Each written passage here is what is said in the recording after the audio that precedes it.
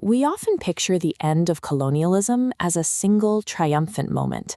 A foreign flag comes down, the local flag goes up, and a nation begins an orderly transition to self-rule. But for much of the world, the departure of the colonizers didn't bring immediate peace. Instead, it served as the starting gun for brutal internal wars over identity, land, and ideology. This map, showing the world in 1914, illustrates the sheer scale of the challenge. European powers like Britain, France, and Holland had drawn lines over almost the entire landmass of Africa and Asia. The starting conditions for these emerging nations varied.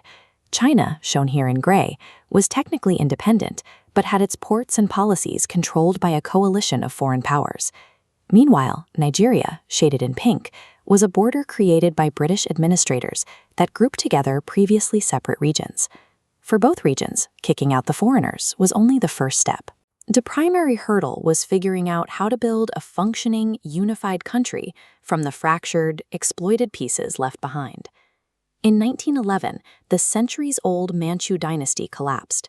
Sun Yat-sen established a new republic, but his government lacked the military strength to actually rule. Almost immediately, the territory fractured into fiefdoms controlled by regional military warlords. Ordinary citizens and local administrators watched their country stagnate.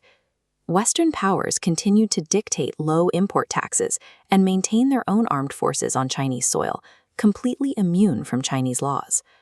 As shown in this historical text detailing the May 4th movement, the frustration boiled over in 1919. A new generation of students took to the streets of Beijing. They attacked old traditions and demanded modern science and democracy as the only way to save the country from foreign partition. Out of this chaos, two major political forces emerged to fill the vacuum: the nationalist Kuomintang Party and the Chinese Communist Party, or CCP. Both wanted to unify the nation, but their blueprints for survival were entirely incompatible. Mao Zedong took control of the CCP and made a radical strategic pivot. He abandoned the traditional Marxist doctrine that required an urban working-class revolution. Instead, he looked out to the countryside, organizing millions of impoverished, landless peasants into a massive fighting force. When Japan launched a devastating invasion in 1937, the nationalist government exhausted its resources fighting a conventional war. The communists used this period of immense disruption to build a massive social base, embedding themselves in rural villages and leading local resistance. This photograph captures the physical destruction of the old order, as villagers burn historical land records. After winning control of the mainland, the CCP launched violent land reforms between 1950 and 1951. They confiscated property and held public trials, resulting in the execution of up to 2 million landlords. The old elite class was completely eradicated. China achieved its national unity by violently erasing its traditional social hierarchy and replacing it with a singular, all-powerful ideological party.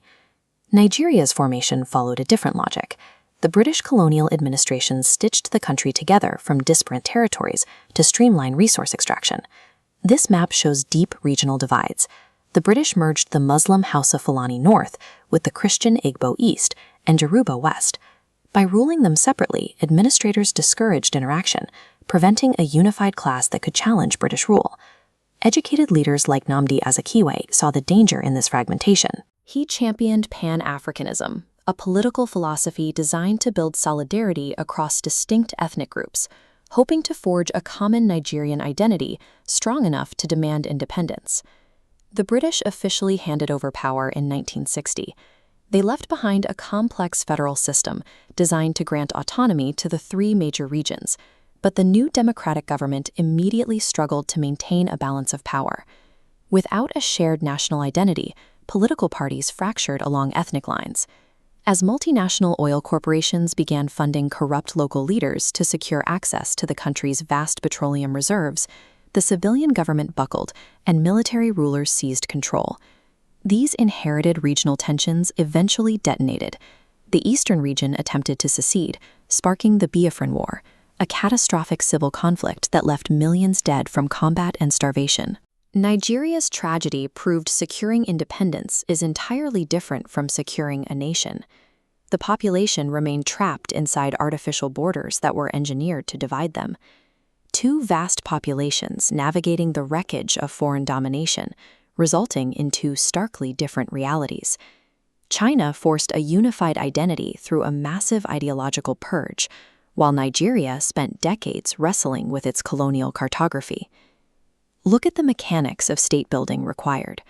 China actively dismantled its own historical structures to build a new society from the ground up. Nigeria attempted to balance deeply rooted competing tribal loyalties within a system inherited from the British. The Chinese Communist Party built a highly centralized, industrialized power, exacting a staggering human toll in the process.